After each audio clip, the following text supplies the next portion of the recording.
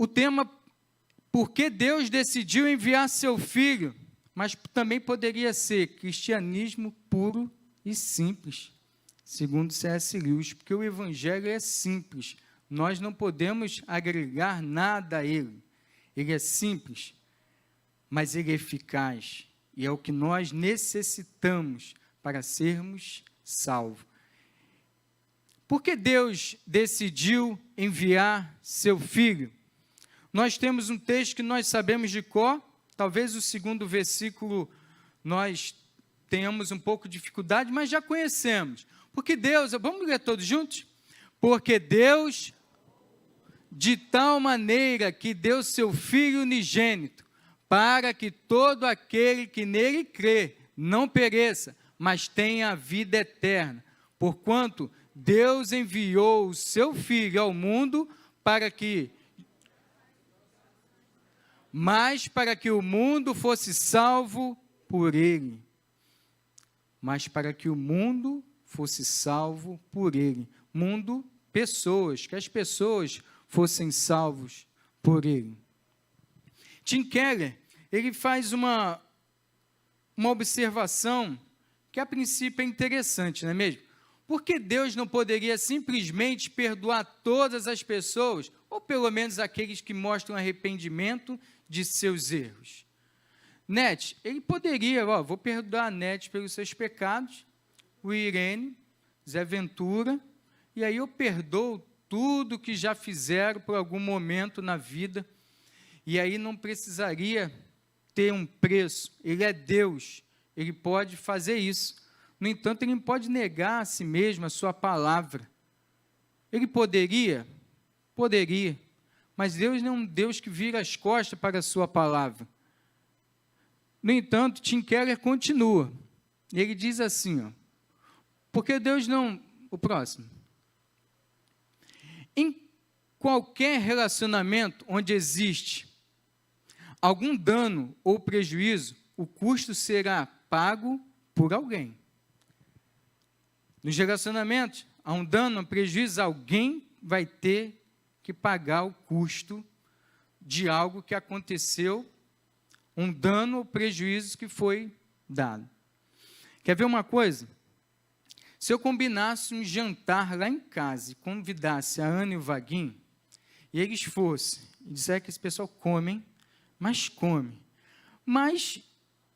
acabou aquela refeição, bate-papo, aquela comunhão, aí o Vaguinho tinha acabado de comprar um carro automático, e aí ele faz aquela manobra e engata ré e bate, derruba o portão automático do prédio, e assim parte do muro.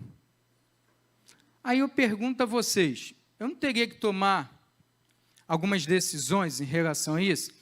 Em qualquer relacionamento onde existe algum dano ou prejuízo, o custo será pago por alguém. E aí eu poderia falar assim, Vaguinho, é o seguinte, olha, faz 3 orçamentos, né, Fábio? 3 orçamentos. Eu vou fazer 3 orçamentos e entrego em suas mãos.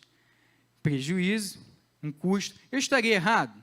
Não estaria errado. Quem cometeu a barbeiragem? Vaguinho.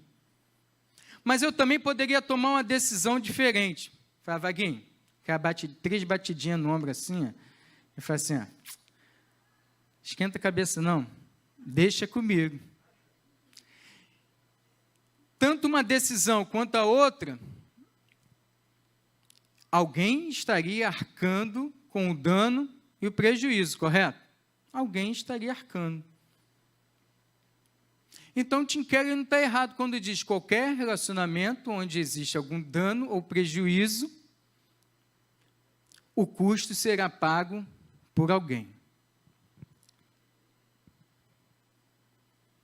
Quando eu decido assumir esse dano, esse prejuízo, eu estou entrando com perdão, assim como eu perdoei o Vaguinho. Olha, deixa comigo, 3 batidinhas no ombro, fala assim, deixa comigo. O perdão sempre envolve uma experiência de morte e ressurreição. Ora, Vaguinho, eu morro com prejuízo para que o relacionamento fique bacana. Então, ressurge um relacionamento a partir de quando um assume e libera perdão. No casamento também é assim. No casamento, quando é liberado perdão, alguém diz assim, olha, eu estou abrindo mão daquilo que eu penso, acredito, para que ressurja um relacionamento saudável. Nas amizades também é exatamente assim. Houve uma desavença, houve um dano, houve um prejuízo, uma das partes resolve assumir o prejuízo, morre alguma parte. As justificativas, as insinuações morrem, para que seja ressurreto a outra parte. Então, sempre quando há perdão, uma parte morre, a outra ressuscita. Não é mesmo? Por que Deus decidiu enviar seu Filho? Exatamente por isso, porque houve perdão. Mas alguém teria que arcar com os danos. Alguém teria que arcar com os prejuízos. Alguém teria que morrer. Deus nos perdoa, assim como todo processo de perdão, alguém precisa morrer e ressuscitar. Porque, por mais que Jesus por que Jesus teria que morrer? Teremos que voltar 2000 anos atrás. Se perguntássemos aqui, se por algum descuido entrasse um fariseu, né? Lembra que nós estamos voltando 2000 anos atrás, né? Quase 2000 anos atrás. E perguntássemos um fariseu, por que Jesus teria que morrer? Ele diria assim, esse homem é o menino que nasceu em Belém. Nasceu em Belém. Criado em Nazaré. Daí veio o nome Jesus de Nazaré. Um auxiliar de carpinteiro. Depois dos 30 anos, começou a dizer por aí que é Deus. Não é possuído pelo Beelzebul, possuído por demônios, e começa a dizer que é o próprio Deus. Quem vê a Jesus, vê a Deus. Esse Jesus merece realmente morrer. Onde já se viu? Fomos pesquisar e vimos que esse menino nasceu pobre e agora está dizendo que é Deus. Um fariseu provavelmente diria isso para nós, se voltássemos no tempo. A própria sociedade da época diria assim, Jesus merece morrer, porque, na verdade, os bons não merecem ficar nesse mundo, não. Assim como alguns morreram, Jesus nem merecia estar passando por ele, porque foi um homem bom. Se conversássemos com a sociedade dessa época também, é bem provável que diriam assim, pessoas acabam se doando, sendo boas, mas esse mundo não as merece. Assim como foi Gandhi, Martin Luther King, Jesus também foi um cara bom, um homem bom. Merecia morrer? Não, mas acabou morrendo por ser bom. Então, a imagem que a sociedade antigamente tinha, que Jesus era um cara bom, até curava, né? Mas a sociedade de hoje também diria, Jesus foi um homem bom. Até em algumas coisas podemos pedir em nome dele, por ele ter sido um homem maneiro, bacana, até recebemos um crédito, quem sabe um milagre. Talvez essa seja a resposta da sociedade. No entanto, podemos crer que Jesus teria que morrer porque existia um plano maior para entendimento de toda a história e teríamos que tomar uma grande decisão. Jesus era tão somente um homem bom? Deveria morrer porque estaria mentindo? Ou nós teríamos que acreditar que realmente ele é exatamente aquele a qual ele dizia ser?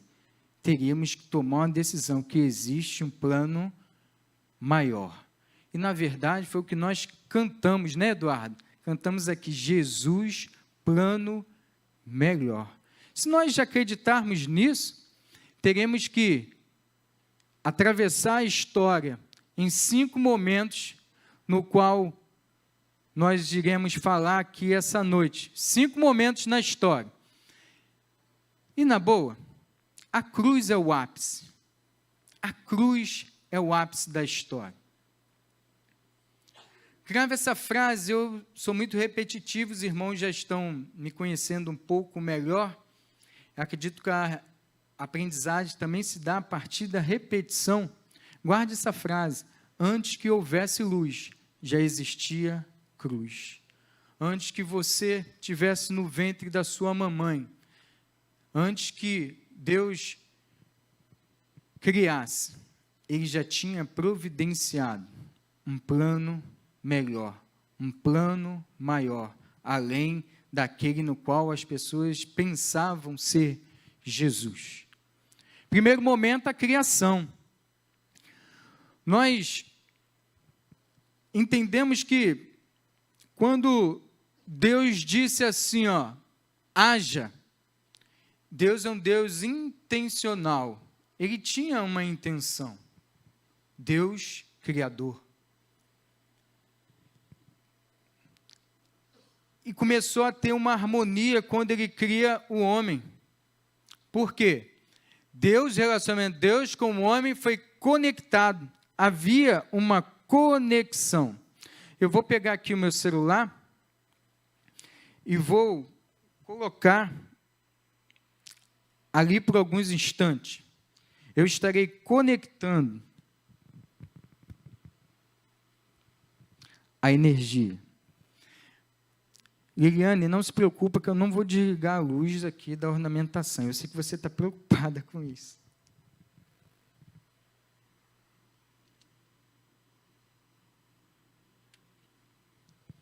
Por alguns momentos, eu vou deixar o celular conectado. Foi assim que Deus fez com o homem. Conectou o homem com ele mesmo. E dali saía tudo que era necessário para aquele relacionamento. Aí foi a criação. Homem com Deus, Deus com o homem com o homem, ou seja, Adão e Eva e Adão, homem com a natureza. Conexão. No entanto, no segundo momento houve a queda. Com a queda, o homem rompe o princípio determinado pelo Criador.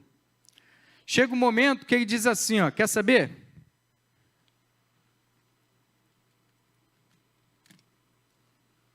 Agora é comigo. Eu que tomo as rédeas da situação. Quando eu tirei o celular do conector, sabe o que aconteceu? A princípio nada. Sabe por quê? Continua com carga. Mas desde o momento que nós nos desconectamos de Deus, começamos a morrer. Mas sabe qual é o problema? Nós não percebemos isso de imediato. Talvez tenha sido isso que tenha acontecido com Eva, né? Que foi a primeira a tocar e comer do fruto. Olha, aí Adão, na boa, é gostoso e não aconteceu nada comigo. E é assim que o pecado é, né? É gostoso e a princípio não acontece nada. Mas com o início da desconexão, o que vai acontecer com o meu celular daqui a algumas horas? Vai morrer. Então é assim que acontece com o homem, ele morre, depois que desconectado, passa um tempo, ele nem percebe que a bateria vai acabando, nem percebe com aquela intimidade, aquela conexão que tinha antes, aos poucos elas vão indo embora. Eu lembro muito de Sansão, quando os filisteus chegam à porta, e aí ele já estava com o cabelo cortado, ele nem tinha percebido, e ele diz assim, ó, como das outras vezes o Senhor me livrou, ele vai me livrar das mãos dos filisteus. E quando ele parte para cima, ele viu que já estava desconectado. Mas ele não percebe antes. Sabe por quê? Essas coisas nos tiram a sensibilidade. E aí Sansão não percebeu que estava desconexo e o Espírito Santo já tinha se retirado dele. Que era assim a atuação, né, no Antigo Testamento, a atuação do Espírito Santo era esporádica. Ação específica, já no Novo Testamento, em Atos 2, foi derramado o Espírito Santo sobre os apóstolos e também sobre a igreja. Mas vai perdendo e não percebe. Quando o homem rompe um princípio determinado com o Criador, ele começa a morrer. E olha como isso aconteceu. O Senhor Deus colocou o homem no jardim do Éden para cuidar dele e cultivá-lo. E o Senhor Deus ordenou ao homem, olha o princípio, e esse princípio foi rompido. Coma livremente de qualquer árvore do jardim, mas não coma da árvore do conhecimento do bem e do mal, porque no dia em que dela comer, certamente você morrerá. Ora, você tem 5 bilhões de árvores para usufruir do seu fruto. Aquela ali, não pode. Quando o homem parte em direção e come e usufrui, diz assim, ó, é comigo, eu não preciso mais de Deus. Eu não preciso de alguém que seja o meu pastor. Eu não preciso de alguém que venha me conduzir. Eu tomo as minhas decisões. Eu faço as minhas escolhas. E assim foi a queda do homem. Desconectados, perdemos a sensibilidade do mover e da fala de Deus. Talvez você tenha entrado aqui e tenha pensado assim, poxa, cadê o Vinícius? Cadê o Vinícius? Eu vi o Vinícius por aqui, cadê o Vinícius? Zé Ventura, sobrou para você. Nós dois já estamos careca de saber dessa história. No entanto, a sensibilidade do mover e a fala de Deus é num contexto espiritual, no qual Deus antes falava conosco e agora não fala mais. Nós não conseguimos enxergar o mover de Deus. Talvez um dia você foi conectado, enxertado na videira verdadeira, mas aos poucos você resolveu sair da videira e tem caminhado sem escutar mais a voz de Deus, sem estar sensível à fala de Deus. No entanto, eu quero dizer para você que a promessa foi feita lá naquele momento da queda, no segundo momento que nós estamos narrando essa noite.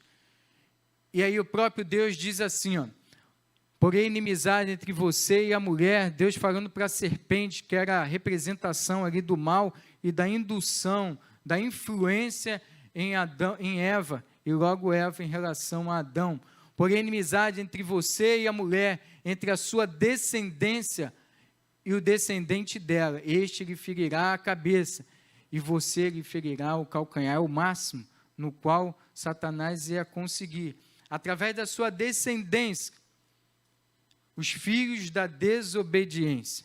Ia chegar ao máximo, seria ferir o calcanhar de Jesus com os cravos em mãos e pés. A coroa de espinho é o máximo que conseguiria fazer. No entanto, a descendência da mulher, a raiz de Davi, o Cristo, o Messias, o enviado, esmagaria a cabeça da serpente. Glória a Deus, aleluia. O homem caiu, no entanto, o Senhor providenciou a salvação, a promessa que enviaria alguém que esmagaria a cabeça da serpente. Um terceiro momento, nós apontamos para Abraão, que foi 2000 anos antes de Cristo. A formação da nação santa, um cenário bem improvável. Deus, ele não brinca. Deus não é brincalhão. Mas ele escolhe alguns cenários bem improváveis, não é mesmo? Um homem de 100 anos com uma mulher estéril. Que dali ele formaria uma grande nação. Sabe quem vai mudar a história do mundo. Sabe quem vai mudar a história do Brasil? Sabe quem vai mudar a história dessa cidade? Sabe quem vai mudar a história do Parque União? Nós, os improváveis. Irmãos, eu não sei vocês, mas ninguém acredita na maré. Aí fora o que a gente só ouve assim, ó. E às vezes quando nós falamos assim, onde é a sua igreja? É no Parque União. Ali perto da Brasil, só faltam dizer o que disseram de Jesus. Pode vir algo bom de Nazaré? Pode vir algo bom de Parque União? Talvez a sociedade, lembra a sociedade da época? No qual, por que Jesus poderia morrer? E aí nós falamos de fariseus, da sociedade na época de Jesus. Olha a sociedade de hoje. Será que poderia vir algo bom dos improváveis? Dos improváveis? Nós somos essa nação. Nós somos essa geração.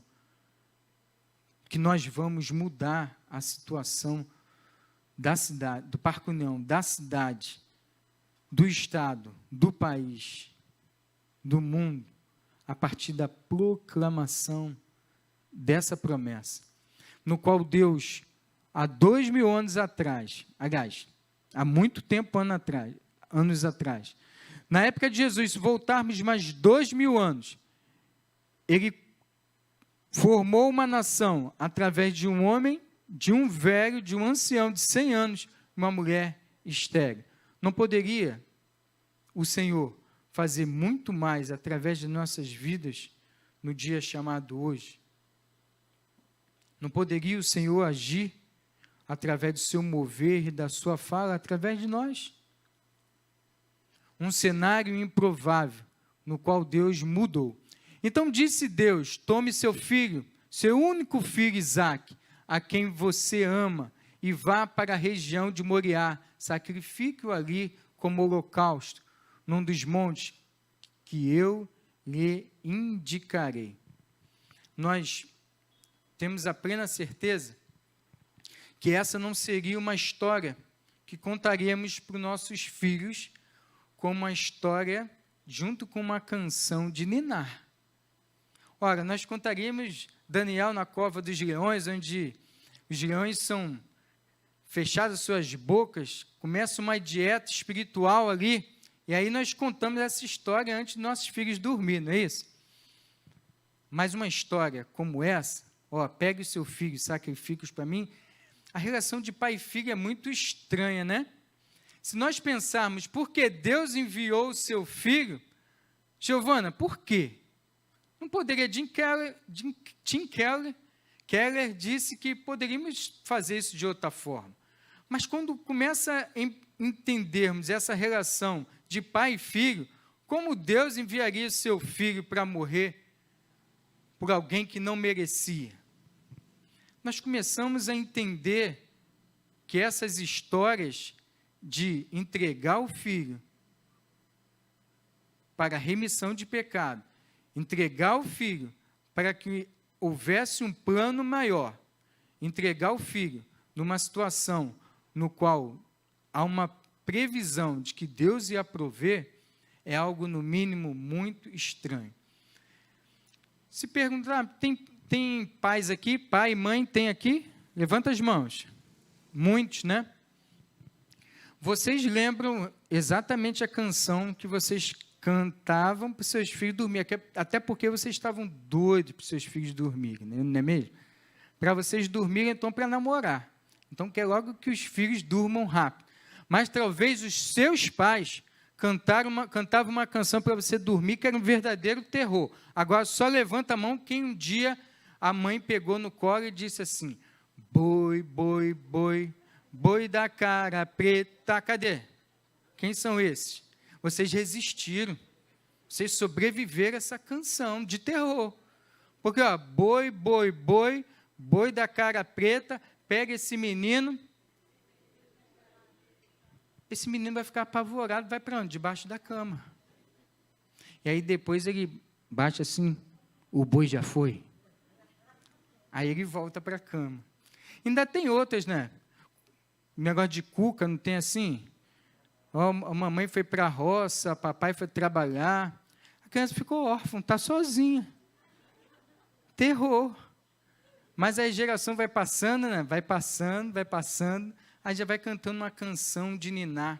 Está vendo como é bacana, é legal essa relação pai e filho? Vai falar isso para Sara.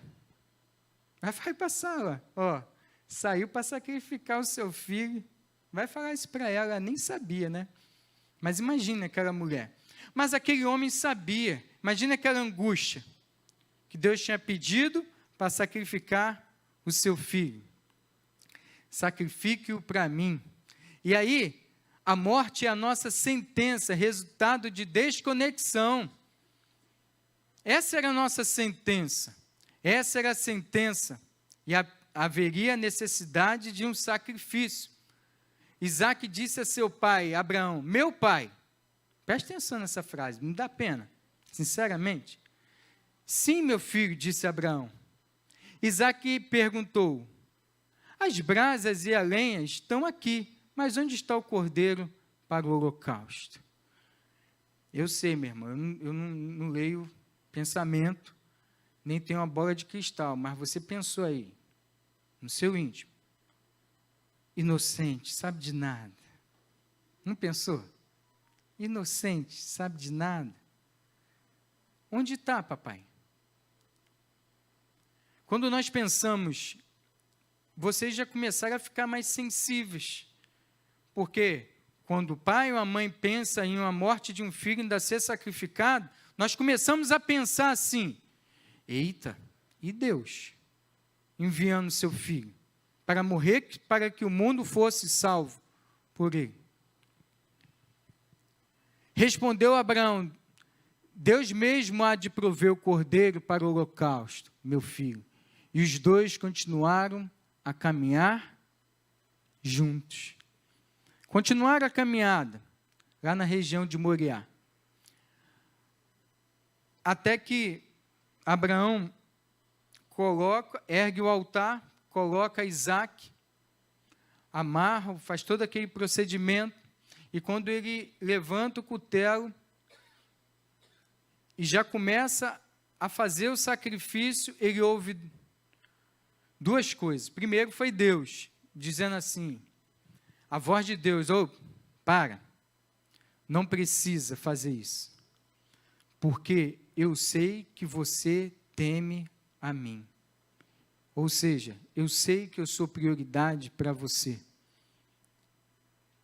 E a segunda que ele ouviu foi um barulho no arbusto, no qual ele se vira e vê um cordeiro preso com seu chifre nos arbustos.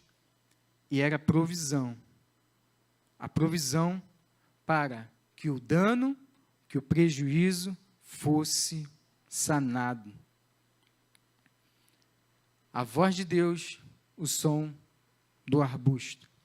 Abraão voltou para casa com seu filho. Ora, se Abraão vivesse a sociedade de hoje, na boa, ele ia voltar muito alegre. Eu, você, nós voltaríamos muito alegre. E talvez caminhássemos, chegar em casa e ia falar assim, olha, liga o videogame, seja o Xbox ou o PlayStation 4, quem tiver mais condições, eu não vou nem perguntar quem tem o 5 aqui, que aí vai rolar uma certa inveja, e aqui não é lugar disso, mas provavelmente Abraão e Isaac iam jogar FIFA 21, iam se deliciar muito. Sara ia cantar uma canção, porque retornou seu filho no seu colo, teve seu filho em seus braços e cantou uma história para ele, e não foi a canção do boi, boi, boi, boi da cara preta, não. Ia se deliciar, porque o seu filho tinha voltado. Mas quando Jesus foi crucificado na cruz do Calvário, provavelmente, fazendo uma analogia, não se escandalize, Jesus olhou para a sua direita, a sua destra, e onde estava o seu filho? Abraão voltou com Isaac. Jesus crucificado. Onde estava Deus Pai? Olhando para onde? Sem o seu filho, vendo nós o crucificarmos na cruz do Calvário. alguém teria que arcar com o custo. Alguém teria que arcar com prejuízo. Alguém teria que arcar com o dano do pecado. O quarto momento, Moisés. Aí passado 500 anos, agora 1500 anos antes de Cristo, Deus levanta Moisés, o libertador do povo. Se voltarmos um pouquinho antes, Abraão, Isaque, Jacó. Jacó teve seus filhos, as tribos de Israel. E aí, por causa de uma grande fome, Jacó e seus filhos, a partir de José, foram parar no Egito. Mas passaram-se provavelmente, aproximadamente 418 anos, mais de 4 séculos. Aquele povo foi crescendo, o povo de Israel foi crescendo e passou a ser escravo. Uma nação escrava dentro do Egito. E aí Deus teve que levantar Moisés. Olha o momento da história. Preste bem atenção nesse quarto momento, no qual Deus levanta Moisés. E aí começa, liberta o meu povo, começa esse embate com o faraó, liberta o meu povo, e faraó porque foi endurecido o seu coração. E aí vem as 9 pragas. E faraó continua com o coração endurecido, até que o Senhor fala para Moisés: ora, vai vir um anjo da morte. Virá o anjo da morte. E se prepara, porque haverá muita morte, mas é necessário providenciar cordeiros. E foi mais ou menos assim. Disse, pois, Moisés a Faraó: assim diz o Senhor, por volta da meia-noite, passarei por todo o Egito, todos os primogênitos do Egito morrerão. Desde o filho mais velho de Faraó, herdeiro do trono, até o filho mais velho da escrava que trabalha no moinho. E também todas as primeiras crias do gado. Haverá grande pranto em todo o Egito, como nunca houve antes, nem jamais haverá. Para que o dano fosse sanado, para que o povo fosse liberto, haveria o anjo da morte com a 10ª praga, e essa seria a consequência. Haveria muita morte, primogênito morreria, até dos animais morreria. Relação pais e filho, morte e vida. Deus não nos criou. Ele não nos criou, está errado ali. Deus nos criou para a vida e não para a morte. A desconexão gerou a morte. E aí nós começamos a imaginar assim: por que um Deus tão mau? Por que um Deus tão cruel? Porque Deus mata. Tem até um livro muito interessante, Por que Deus mata? Nós vamos começar a entender que o princípio rompido pelo homem, que causou a morte, Deus sempre quis que tivéssemos vida, mas teríamos que ter o seguinte princípio: estar conectado com Ele. O fator desconexão gerou a morte, e toda vez que houvesse um dano no relacionamento, teria que haver alguém que arcasse com as consequências. Digam a toda a comunidade de Israel que no 10º dia desse mês, todo homem deverá separar um cordeiro. Olha novamente o cordeiro. Novamente o cordeiro. Ou um cabrito para a sua família, um para cada casa. O animal escolhido deverá ser macho. Será macho de 1 ano, sem defeito. E pode ser cordeiro ou cabrito, guardem-no até o 14º dia do mês, quando toda a comunidade de Israel irá sacrificá-lo ao pôr do sol. Passem então um pouco do sangue nas laterais, nos umbrais, e nas vigas superiores das portas das casas nas quais vocês comerão o animal.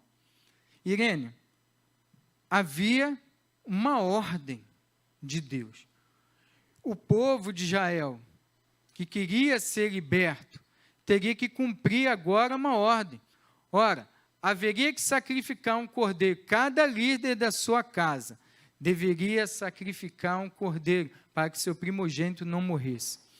E com aquele sangue seria passado nas vigas, nos umbrais das portas, e o anjo da morte passaria.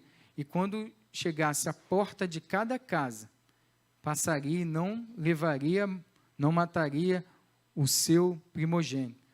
Logo, os egípcios, que não tinham nenhuma relação, nenhuma conexão com Deus, não fizeram isso. Novamente, romperam a conexão. E o que aconteceu? Houve uma matança tão grande como nunca houve e jamais haverá. Mas não houve necessidade, não houve substituição. O sangue será um sinal para indicar as casas que vocês estiverem. Quando eu vir, o sangue passarei adiante, a praga de destruição não os atingirá quando eu ferir o Egito. Este dia será um memorial que vocês e todos os seus descendentes o comemorarão como festa ao Senhor. Comemorem-no como decreto perpétuo. O sangue derramado, o animal deveria ser comido como refeição. A vida novamente sendo poupada por um cordeiro, ou seja, cada casa teria que sacrificar um cordeiro. E aí, aquela mesma noite, eles iriam sair, aquela mesma noite. E aí tem um significado daquela refeição. As ervas amargas era para lembrarem todo o sofrimento que aquele povo estava tendo há mais de 4 séculos. O pão sem fermento era a saída rápida. Ora, você vai imolar o cordeiro, o sangue nos umbrais, mas vocês teriam que comer, e teria que ser uma refeição rápida, e aí nem teria o pão com fermento, e aí eles teriam que comer o cordeiro.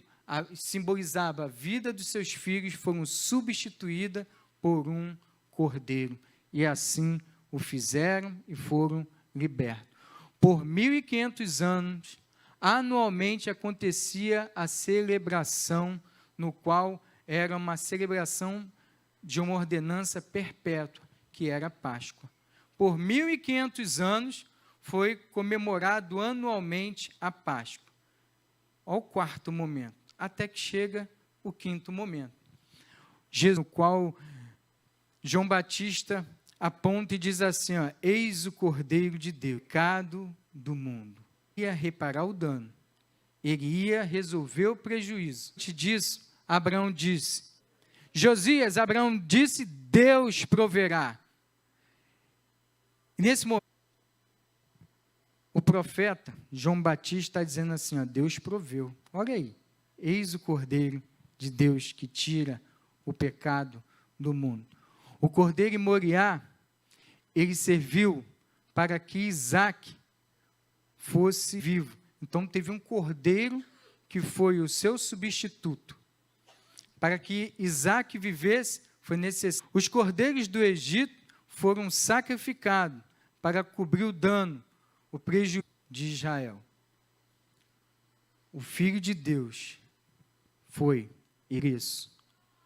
O Cordeiro foi para isso. Porque Deus decidiu enviar o seu sangue derramado, serviço para cobrir o prejuízo. Passamos pelo pecado. A pergunta de Tim Keller ressoa, aliás, a indagação, onde existe algum dano ou prejuízo, o custo, Jesus nos repara.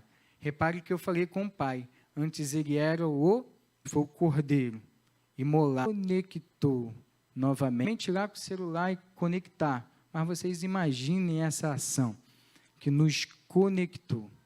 Josias, que no início eu falei assim, o tema é, por que Deus decidiu enviar seu filho? Mas poderia ser cristianismo puro e simples, porque esses momentos, fomos desconectados, através de Jesus fomos conectados, que é a celebração da ceia do Senhor.